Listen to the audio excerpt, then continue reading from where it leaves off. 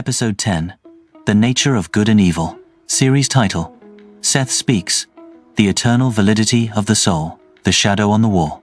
If we are truly the creators of our experience, and if our source is a field of infinite love and potential called all that is, then we have to face the darkest question in human history. Why is there so much pain?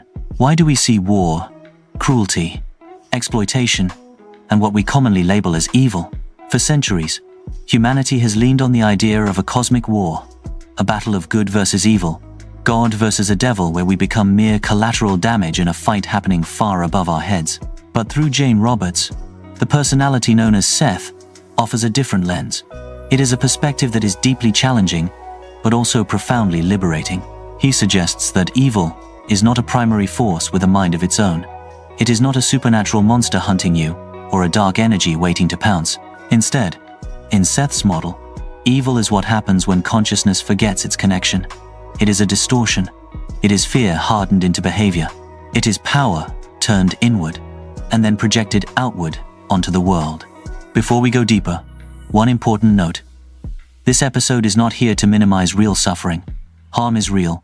Trauma is real. Injustice is real. We are exploring a philosophical and metaphysical model that asks, what are the inner conditions that allow harm to spread, and how do we reverse them? The myth of external evil and the law of entropy. Seth's most controversial claim is that there are no external evil forces that have absolute control over you. In the multidimensional view, there is energy neutral in itself until it is directed by a conscious mind. Think of electricity. It can light a home, or it can burn it down. The electricity has no moral agenda. The direction of that energy does. Now, here is where this gets sensitive. Seth's idea that you create your own reality is never intended as a weapon to blame victims. It is not saying that individuals deserved harm. Rather, it is an analysis of how our inner states influence our perception, our choices, and the collective systems we build. Seth points toward a bigger, systemic pattern. When people believe they are separate, threatened, and fundamentally powerless, fear expands. And fear, when left unchecked, often becomes cruelty. Modern psychology describes this through projection. When we cannot face our own fear, anger, or shame, we push it outward onto groups, strangers, or a mythical enemy. This creates what Seth calls a mental enclosure. There is a useful metaphor here from physics: entropy. In thermodynamics, entropy represents the degree of disorder or randomness in a system. When a system becomes closed off from a source of energy, it loses coherence and descends into disorder. Seth uses this as a spiritual symbol. When the mind closes itself off from its connection to the source, it enters a state of psychological entropy. It descends into destructive strategies that seem necessary from inside the enclosure of fear, value fulfillment, and the math of cooperation. If the universe isn't a battlefield, what is it? Seth introduces a concept called value fulfillment.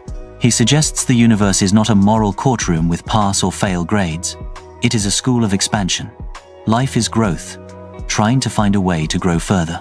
In that context, even destructive behavior can be understood without being excused as a distorted, desperate attempt to gain safety, power, or identity. However, Seth is quick to point out that these destructive strategies are fundamentally flawed. They do not work in the long term because they violate the basic mechanics of reality.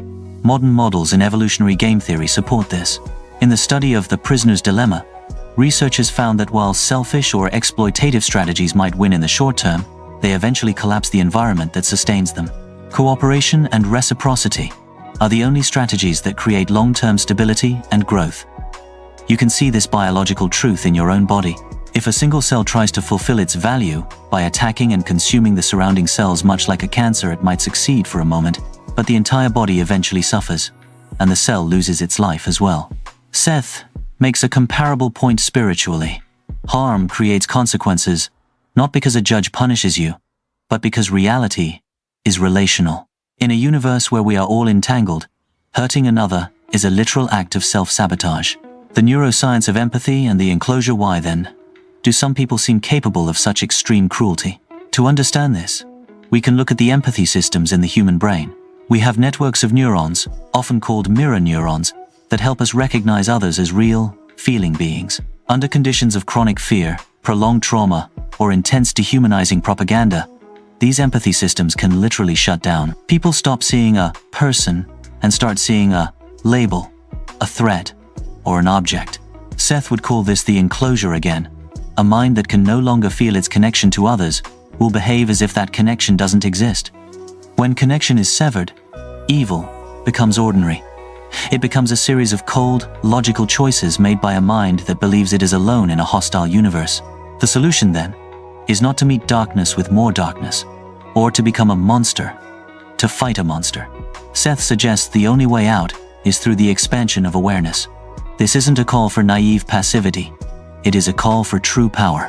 When you move from the belief that I am powerless to the realization that I have a point of power, you stop needing to steal power through control, cruelty, or domination. True power, in Seth's view, comes from alignment, clarity, creativity, and inner authority. Integration, the theater of consciousness. Seth invites us to see the world as a theater of consciousness. In this theater, what we call good and evil are the extremes on a spectrum. They reveal to us the results of our beliefs. When we organize our lives around fear and separation, we generate experiences that mirror fear and separation. When we organize around connection and compassion, we generate a different world. The universe, in this model, does not condemn you. It reflects you. It provides a mirror so precise that you can eventually see the errors in your own thinking and choose a more constructive path. So, here is the challenge for this episode. When you see bad events in the world, don't only ask, who is the monster? Also ask, what belief system makes this possible? What kind of fear is being normalized? What kind of separation is being rewarded? And finally, ask the most powerful question of all, what would connection look like here practically? In Seth's view, the opposite of evil isn't perfection. It is integration. It is the act of remembering who we are. Comment below. How does your perspective change if you see evil not as a supernatural enemy, but as a collapse of awareness and empathy?